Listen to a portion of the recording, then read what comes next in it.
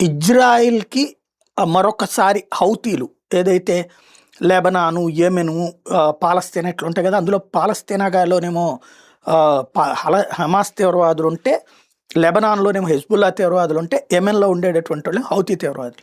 వాళ్ళే వాళ్ళకి సైన్యం కింద చెప్పుకుంటుంటారు. అక్కడ సైన్యాన్ని పక్కన పెట్టి మరి వాళ్ళే పరిపాలన చేస్తుంటారు. ఈ హౌతీలు తాజాగా ఇజ్రాయెల్‌కి వార్నింగ్ ఇచ్చారు. సోమైలాండ్ అని అక్కడ ఉన్నటువంటిది ఏదైతే ఉందో సముద్రంలో పార్ట్ ఒక దీవిలాగా ఉంది.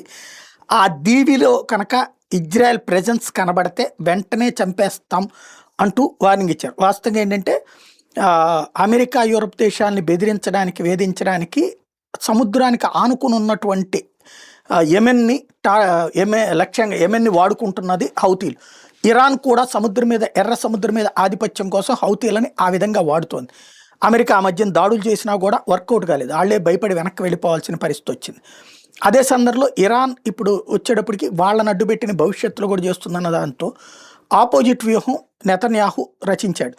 ఈ యెమెన్‌కి అవతల ఉన్నటువంటి ఈ సోమైలాండ్ ఏదైతే ఉందో ఆ ద్వీపాలలోకి ఇజ్రాయెల్ సైన్యాన్ని దించి అట్టించి రివర్స్ అటాక్ చేసేటటువంటి ఎత్తుగడ వేస్తున్నాడు.